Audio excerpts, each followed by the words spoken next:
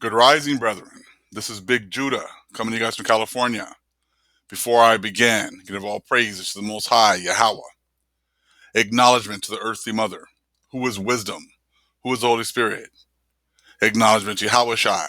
I pray that the Most High blesses this lesson today, gives us more knowledge and understanding of the events of the past, in order to understand the events that are currently happening on the earth, so we may get a much better understanding of the things that are soon to come on the earth. Today, brethren, we're going to be tying a lot of the information that the Most High has given us all together. We're going to be showing you how all of the blessings and curses have been tied to the land, and why it's been so imperative for the adversary to hide the fact that this land is, as they like to call it, is God's country, or the Most High's land.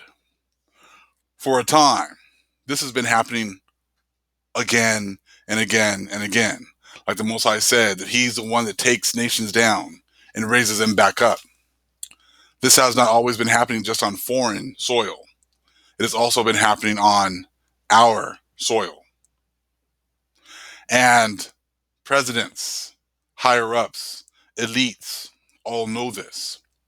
And the Most High has left signs, proof, all over the place, all over the lands. And actually, even in speeches of presidents, they let you know that this is the Most High's country.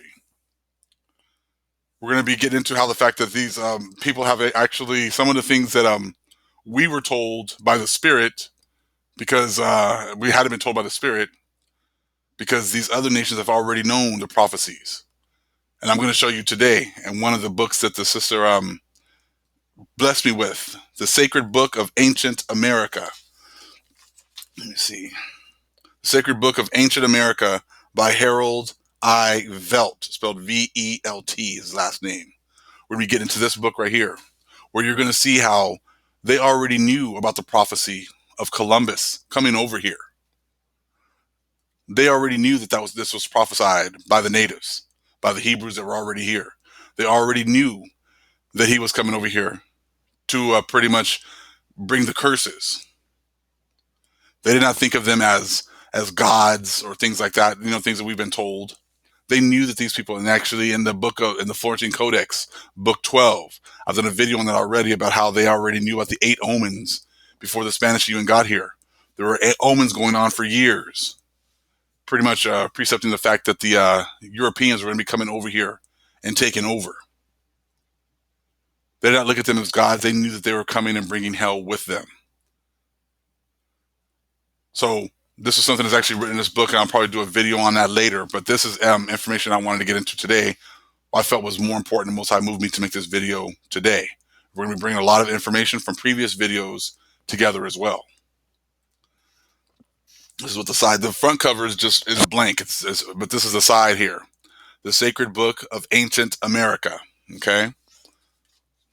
And again, it's written by Harold I. Velt. V-E-L-T. This is a common theme, okay? And throughout the prophecies of the Book of More. This is why you must have this, so you can understand what's going to be happening here. If you're only stuck in the Bible, you will not understand the sweeping off, or the nations being swept off the lands here. See, this is what happens when you only have the Bible. When you talk to these pastors, you ask, well, what does it say about America at the end? And they say, well, nothing is really talking about America and the end of prophecy. So then they start to guess. They're like, oh, well, maybe there's going to be a huge revival, and the vast majority of the people here in America are going to be raptured away. Those are the kinds of things that I heard when I went to the Christian church. They don't know, but they do know, but they don't want to tell you. So they make up some goody fairy tale story to make you feel good, so that you can be just like in the days of Noah, just going about your business, thinking that if you go to church on Sunday and you praise white Jesus, then you won't have to worry about the sins of this country and falling on your head. You'll be able to just go ahead and enjoy life, buying things, buying cars, buying houses, thinking about your retirement, thinking about your vacations, and you won't really spend any time chasing after the Most High. This is all a very neat and tidy plan by the adversary to keep his sheep asleep. But these people have already known. They already knew exactly what was going to happen. Why don't you hear anything about America at the end in the biblical prophecy? Because there's no such thing as America. America has just been a concept put in your heads. And they've trained you to think that America has always been here and that it will always be here. That's why when you hear history books, it says things about ancient America. There's no such thing as ancient America. Just like they'll say ancient Mexico. There's no such thing as ancient Mexico. These lands belong to the Most High. And we're going to show you in no certain uncertain terms that this is true. This land was only given because of the prophecies or of the curses and the blessings of Deuteronomy 28. When what you get a lot of times when we first came into this truth, people would skip over Deuteronomy 28, 1 through 15 for the most part, and the blessings. And they would go straight to the curses in order to identify the people, which is cool, okay? But what do the blessings revolve around? If you look at Deuteronomy 28, 1 through 15, you will realize that the blessings revolve around the land. So the land being given to whoever is given it to is a blessing, and it brings blessings. The curses is when the land is taken away from you, and that's when the curses come. That's why the other nations, especially these Americans, love this land so much. They might not understand the fact. They'll say things like, this is God's land. This is God's country. Well, that was a blessing by the Most High because of our fall. But you must understand that you're not going to keep this land forever. But we'll talk about this right now in a little bit more in depth as we go through this video. Let's take a look at nations swept off, page 131 of this book here. Many prophecies in the Book of Mormon repeated the warning first given to the Jaredites. Okay, we're going to talk about them again. There were giants that were here in the land, okay? Then to the Nephites, that if they should depart from the Most High and go into the ways of selfishness and sin, they would be swept off in due time. This is a huge part of prophecy that can be proven, okay? Now watch. All right, let's read that part again because I think it's so important. Many prophecies in the Book of Mormon repeated the warning first given to the Jaredites, then to the Nephites, that if they should depart from the Most High and go into the ways of selfishness and sin, they would be swept off in due time. For this was to be a land of righteousness and recognition of the Most High, a land of liberty to all people. Okay? Now, there is your blessing. If you follow the Most High, this is going to be a land right here of righteousness and recognition of the Most High, and a land of liberty. Okay? No captivity, blessings, all that's all written about in the Book of Mormon. Okay? So let's continue. Later, history tells of the final sweeping off of both nations. That this was true might easily be doubted by the investigator, except for the abundant, mighty ruins of pre-Columbian civilizations of a high order to be found in Mexico and Central and South America. The Most High left all of these markers, all of these, pretty much all this information, all this proof of these technologically advanced civilizations that have just been swept away. He left them here. So at the end, when we have been awakened, we can look back at this information, look back at these ruins, and we can find our lands once again. We can find where our blessings are coming from once again. Because remember, in the Testament of Asher, it talks about how we would not know our language, our people, or our lands. That was all part of prophecy. And the Most High said also that the earth will help the woman. We are the woman seed. And then the world is helping us to find our lands once again. And our lands are what's going to bring us our blessings from Deuteronomy 28, 1 through 15, once again. And we're going to talk about how we're going to confirm that in the Bible as well. Okay? So again, That this was true might easily be doubted by the investigator, except for the abundant, mighty ruins of pre-Columbian civilizations of a high order to be found in Mexico and Central and South America. Now, we also know that's in North America. They hid a lot of this information, a lot of these things also under the mounds, okay, as far as the giants and things of that matter. All right. That they were swept off after reaching such heights of achievement is to scientists and archaeologists one of the riddles of history. It's not a riddle. The reason they were swept off was because they fell off. You're going to get swept off the land if you fall off. If you begin to not follow the ways of the Most High. If you begin to not say His commandments aren't in effect anymore. You begin to follow demons instead of the Most High. You begin to look away from the things that He commands you to do, and you do your own thing. He's threatened to sweep you off. It's not a riddle. It's a riddle when you don't want to admit the truth. You want to tell people that this land is going to be yours forever. That this is God's country and He loves you so much and that you're going to be here forever. So it's a riddle when you don't have all the information and you're only given a tiny bit of understanding. Then it's a riddle. We're here to break that riddle for you, because this is exactly what happened to our people. Let's continue here. So all this information, all these ruins everywhere, I'm going to show you even how presidents know this, have known this. And they know that their stay here is contingent on them following the ways of the Most High.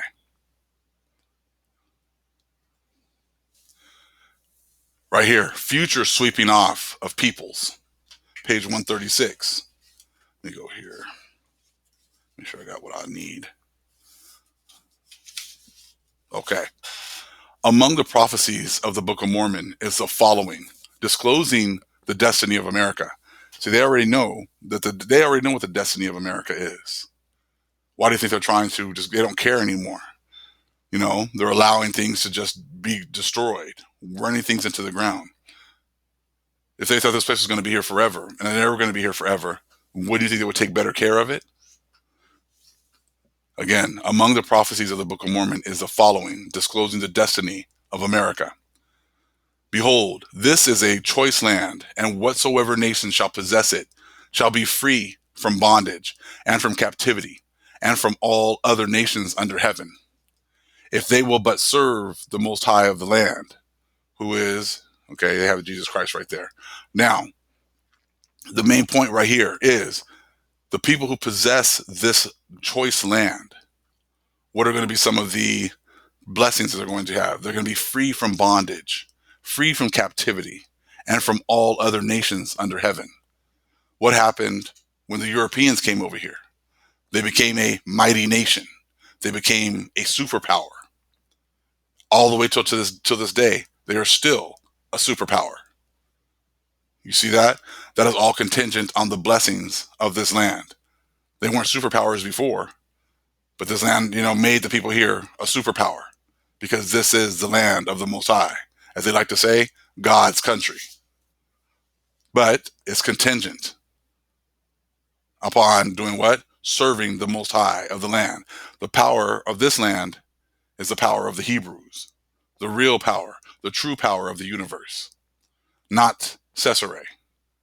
So they came over here and they brought their Caesarea. And that's who they've been giving honor to for giving them this land. But this land was never Caesarea Borgia's land.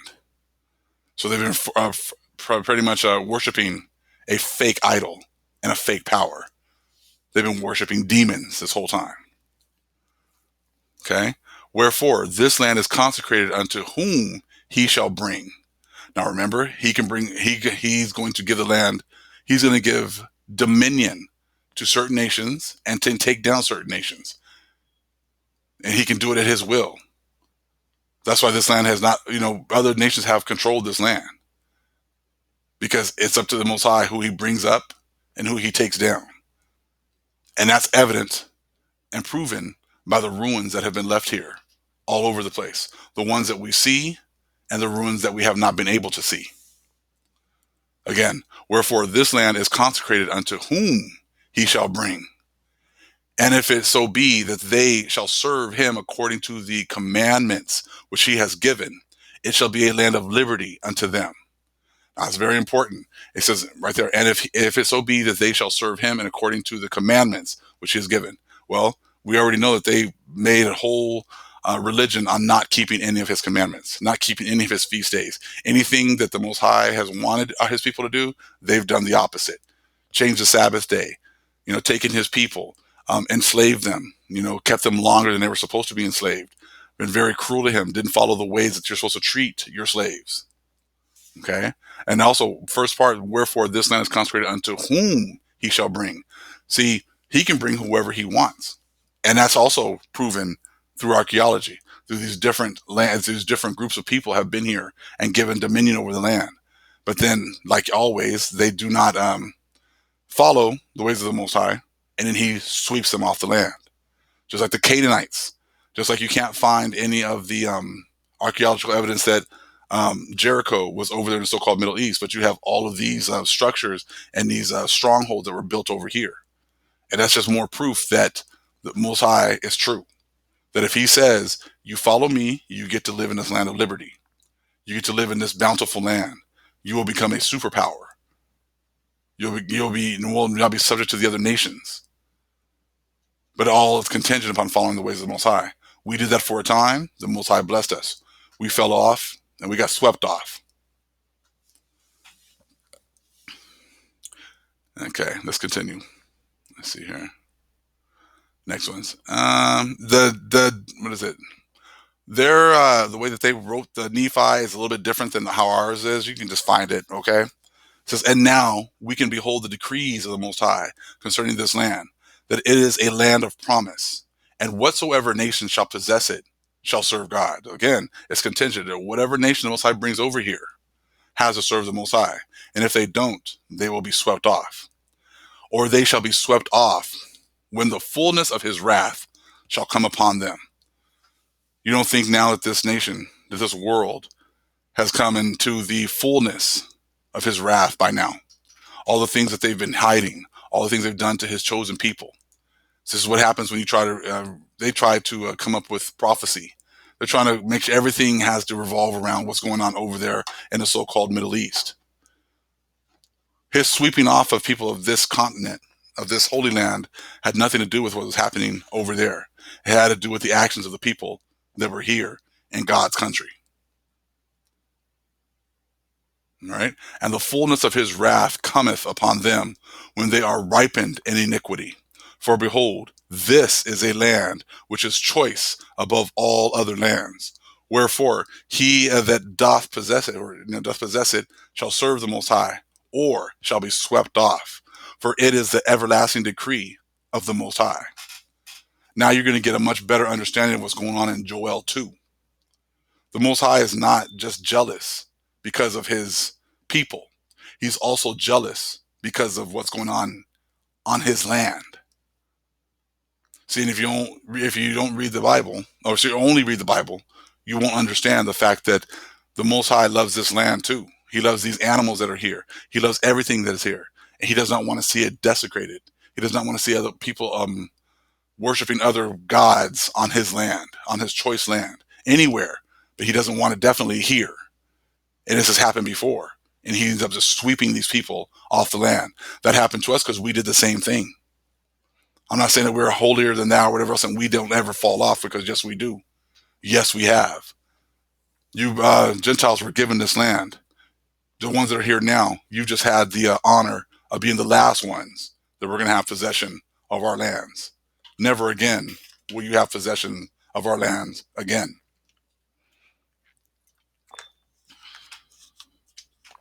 So you just have the dubious honor of being the last group that will have possession of us and these lands. But now that time is just about up. So I think that's very important, that last paragraph again. And the fullness of his wrath cometh upon them when they are ripened in iniquity. Is not this world ripened in iniquity? They could care less about anything that the Most High has to say. They ignore the Most High's people. They ignore their plight. When they are wronged, everyone makes excuses. Get it? Now you understand why. Because they don't worship the power here. But the Most High is making a testimony against them by allowing them to continue in their wickedness. Now I'm going to show you how the presidents even know about this sweeping off of civilizations when they don't follow the ways of the Most High. They know that they don't get to just come over here and do whatever they want, because they know this is really the Most High's country, and there's requirements in order to maintain the blessings of the land of the Most High. And if they don't follow it, they will be swept off just like everyone else. President Truman here knew it. And he actually put it in a speech. And it is not until the fullness of the iniquity among the children of the land, okay, that they are swept off. And this cometh unto you, Gentiles, that ye may know the decrees of the Most High, that ye may repent and not continue in your iniquity until the fullness come, that they may not bring down the wrath of the Most High upon you, as the inhabitants of the land have hitherto done.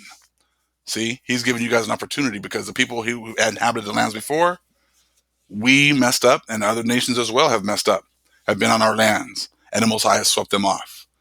Just remember the Canaanites and the giants, and they didn't follow the ways of the Most High, and they were swept off. Let me read that again. And this cometh unto you, O ye Gentiles, that ye may know the decrees of the Most High, that ye may repent and not continue in your iniquities until the fullness come, that ye may not bring down the wrath of the Most High upon you, as the inhabitants of the land have hitherto done. So he's giving you opportunity to hear the truth, so that you may repent before the Most High brings his wrath to the world. Now check this part out. Referring to Teotihuacan's vast pyramid ruins in Mexico as a sermon in stone, President Harry S. Truman in 1947 said that the world must have peace, or our civilization may share the fate that Teotihuacan's vast ruins represent. This was strikingly in harmony with the prophecies we have quoted. Other statesmen have likewise spoken. General MacArthur, on that memorable occasion of the formal surrender of Japan aboard the U.S. battleship Missouri, September 1st, 1945, said, "We have had our last stance. If we do not now devise some greater and more equitable system, Armageddon will be at our door." The problem basically is theological and involves a spiritual recrudescence and improvement of human character that will synchronize with our almost matchless advance in science, art, literature, and all the material and cultural developments of the last 2,000 years. It must be of the spirit if we would save the flesh. Now, it's crazy, isn't it? That we have General MacArthur and you have Harry Truman pretty much talking about we need to get right. We need to, follow the ways pretty much of the Most High. We need to get, start treating our fellow man better. If not, they're going to follow the ways of Teotihuacan's vast empire.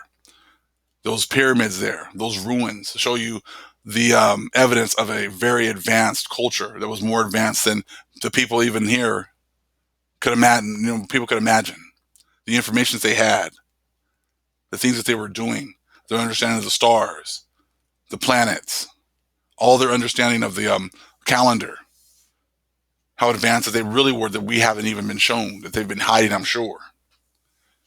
And those people were just swept off. And we know why.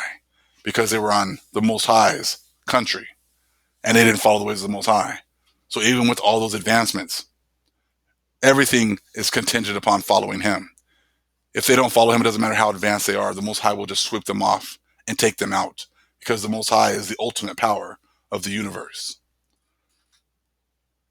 So let me read that part again about, Truman. Referring to Teotihuacan's vast pyramid ruins in Mexico as a sermon in stone. That's exactly what it is. Every time they look at that complex, they know that if they don't treat the Most High's people right, if they don't follow the Most High's laws, statutes, commandments, that he's going to eventually sweep them off the land. The people in the higher, echelons know this. It's just the vast majority of the people, of the world have no clue. They were taught that there was no one here before Columbus. They had no writings. They were a backwards people. They needed the other nations from across the ocean to bring them culture, when that was all a lie. And they've all been working to hide the fact that this is God's country for reals. And to possess this land requires, definite following the ways of the Most High. Demands that they bow down and follow the ways of the Father. A sermon in stone, President Harry S. Truman in 1947, that the world must have peace or civilization may share the fate of Teotihuacan's vast ruins represent. All right, let's see. And that thing with, General MacArthur, we have had our last chance if we do not now devise some greater and more equitable system. They know that this system here has not been equitable. They know that this system here has been about taking advantage of the Most High's chosen people. They know this. And they're like, if we don't change, we're going to be swept off this land just like everyone before us. They know this. Let's see here. Where's the bottom? How strangely like the language of the Book of Mormon, first published around 100 years ago. The Reader's Digest of January 1948, under the heading Our Final Choice, contains the following language. Let me get that real quick. It says, our following language. Man at long last has developed the instruments with which he can destroy the world, and will destroy it unless the power to do so is taken from him. Already the scientists in the mere babyhood of atomic power are thinking about bombs 100 times more powerful than the Hiroshima type, which could blast New York off the earth and kill 6 million people. Just as appalling, the scientists tell us, our developments in warfare by deadly bacteria. Whenever a civilization is faced with a new and fundamental challenge, there is only one thing that can save it from decline and fall. Its men and women must change their habits of thoughts to meet the challenge. Either way, either they must meet their new world with their new thinking, or they go under. Or, as the Most High says, they'll be swept away, swept off the land. You look at these complexes, this is a sermon in stone right here. They were a technologically juggernaut power, and Most High still took them off the land, swept them off the land. Right here again, the Most High swept our resources, took everything off of the land right here from this vast complex of Teotihuacan, and they transferred the power from here over there to Rome, took our records, took our information, and transferred everything over there, because that's how they got their power, by coming over here and taking, our lands over, because everything is connected. The blessings and the curses of Deuteronomy 28 are connected to our lands. So the blessings went from here, from Teotihuacan, over to the other nations. Our wealth, our standing, everything. Now, when you read Joel 2, you'll get a much better understanding of what is going on.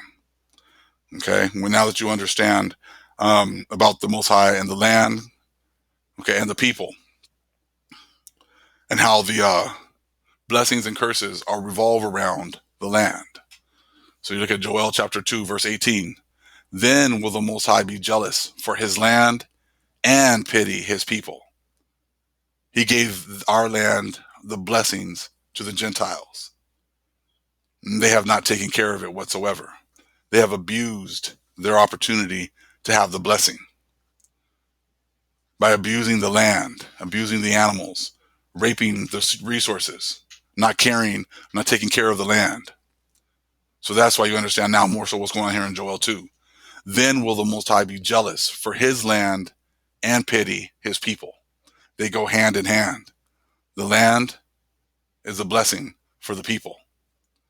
Yea, the Most High will answer and say unto his people, behold, I will send you corn and wine and oil, and ye shall be satisfied therewith. And I will no more make you a reproach among the heathen. Again, the blessing that the Most High is about to give to his people revolves around the what again? The land.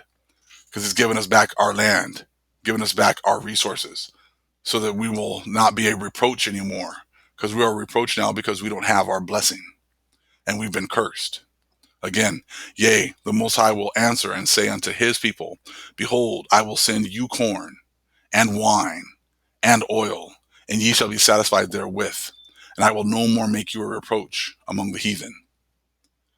Now, remember now, sweeping off, that's in the book of More. That is the main thing, is sweeping the people off the land.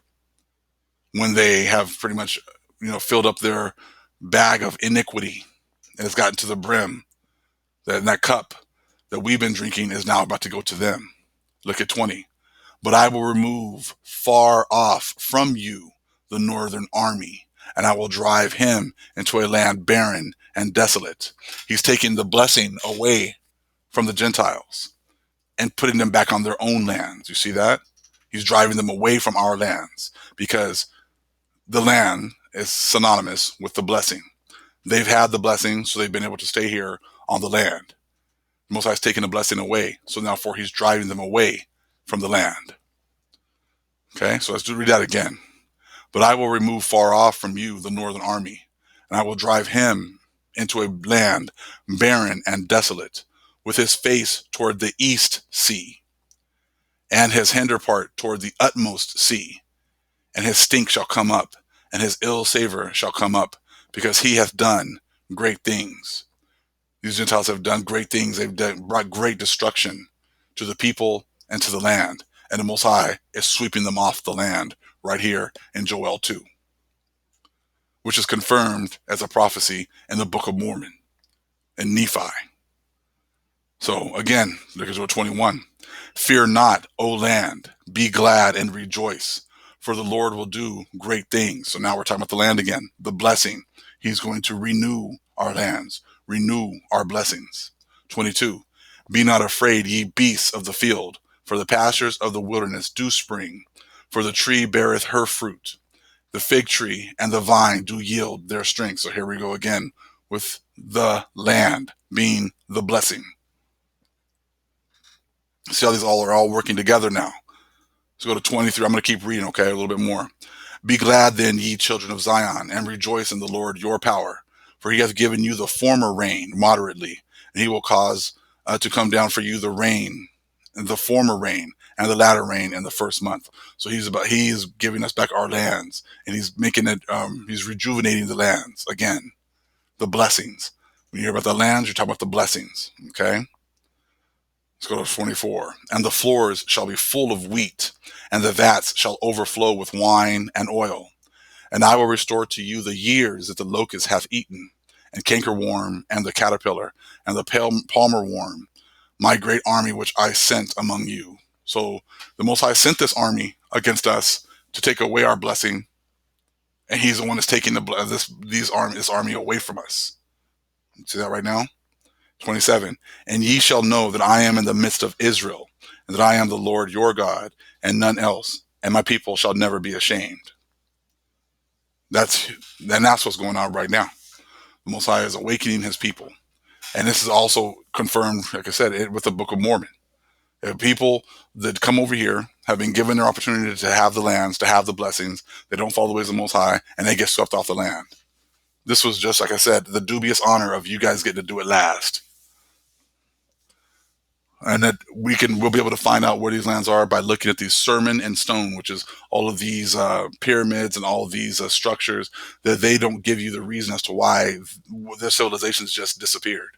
They just disappeared because this land is a blessing, but it is also a curse. It's a blessing if you follow the ways of the Most High, but it'll bring a curse if you're on these lands and you're not following the ways of the Most High. So, like I said, it brought us a blessing before, but it also brought us a curse because we fell off. You Gentile nations, it brought you a blessing when you were given the opportunity to have it, but now it's going to bring you a curse because you have now not followed the ways of the Most High. It said this is God's country. I was talking about this, the Most High's land, the best lands of the world, most beautiful lands. And the Most High is going to give them back to his people. So all these people that are running and talk about running and leaving, You don't understand Scripture. You don't understand the fact that the Most High, this is not a new occurrence for the Father. This has happened a few times where he swept people off the land for not following him. And like I said, they took away our resources. And the Most High is going to give everything back like he said he would. And these are all the examples of, like, following, like, he's already swept people off the land. The Jaredites or the giants were swept off the land. Canaanites were swept off the land. Other people who have been brought over here who would not follow the ways of the Most High are going to be swept off the land. Gentiles who are over here now, who have taken the resources, are about to be swept off the land. That's all part of prophecy. Abraham Lincoln was well aware of the people that were here, thousands of years ago, millennium ago. So he says, the eyes of that extinct species of giants whose bones fill the mountains of America have gazed on Niagara as our eyes do. Abraham Lincoln, 1848. They were swept off the land because they did not follow the ways of the Most High. Examples after example after examples. Over in Cholula, the largest pyramid, people were just swept off the land for not following the ways of the Most High. Go down to Guatemala and Palenque, people swept off the lands. Societies that were way more advanced swept off the lands. Now now you know why, because they don't follow the ways of the Most High. The land brings blessings, and the land also brings curses. It brings blessings when you follow the ways of the Most High. It brings curses when you don't. I was at a family gathering, and I don't usually listen to country music, but this song came on, and I know it said everything happens for a reason.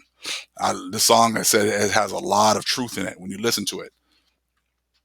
Blake Shelton, God's Country. I said, I actually been listening to it quite a bit for the last, since last night, just listening to the words. You might want to check it out yourself. So because, they're giving honor to their God for this land. They call it God's Country because, they've been giving homage to the wrong power. But a lot of the concepts of the song are true. It talks about how he's given a deed to a land, but he doesn't own the ground because this is God's country. And that's so true. They've given themselves these deeds, but ultimately this is the Most High's land, the Most High's ground. And only people that are going to be able to be here are the ones that the Most High has approved to be here, and the ones that are following the ways of the Most High. So that's why they always talk about how we're under a new covenant. The new covenant comes when we are restored back into our lands. And when the blessings are given back to us, that's when the Most High will then establish a new covenant with us. That's what it talks about in Baruch chapter 2, especially at the end. But when he establishes that second covenant, or that new covenant, is when we are restored back in our lands. And we're restored back into our blessing once again. The geography of the Book of Mormon that you know about right here, the Jaredites here at the bottom, who are already here, who were taken out of the lands because they did not follow the ways of the Most High. It says the Book of Ether, 1526, declares the Jaredite warriors were men of great stature. Okay? When Lemmy's scouts found the remains of the Jaredites, they were impressed with the large breastplates, which they found among the ruins.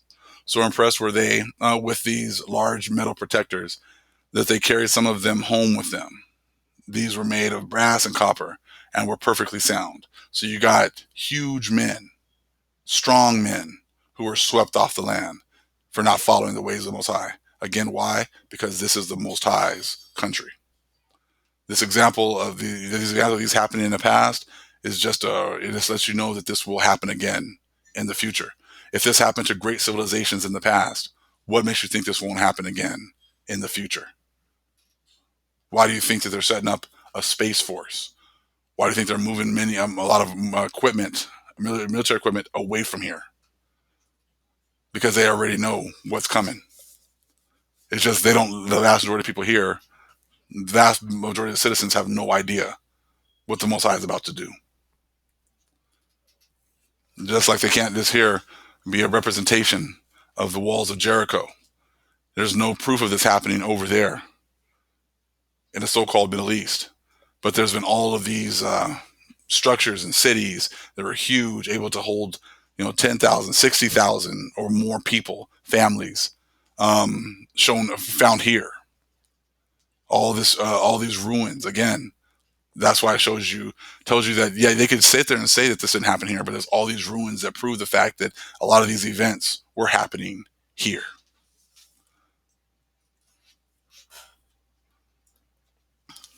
So, like I said, this is all can start to tie everything together.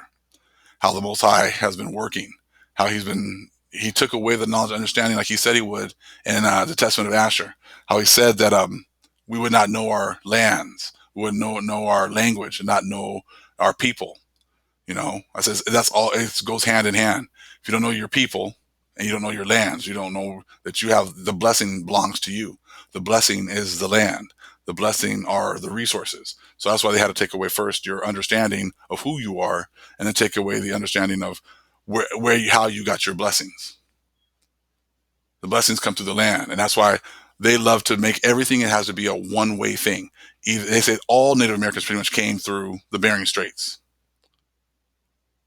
When does anything at all? People only come one way.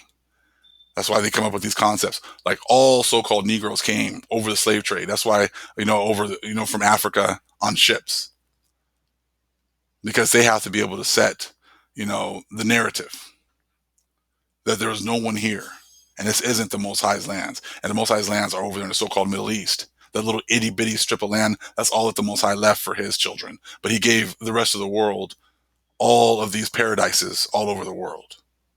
He left those all open for everybody else, but we are subject to some little itty bitty land in the desert over there in the so-called Middle East. And then we have people of our nation that are so-called pushing all that garbage still. But that's where the Most High, he has to set up both sides of the argument. So we will see soon who's correct and who the Most High is really working with, and who the adversary has set up in order to lead people astray. All praises to the Most High, Yahweh. Acknowledgement to the earthly mother, who is wisdom, who is the Holy Spirit. Acknowledgement to Yahweh Shai. Shalom.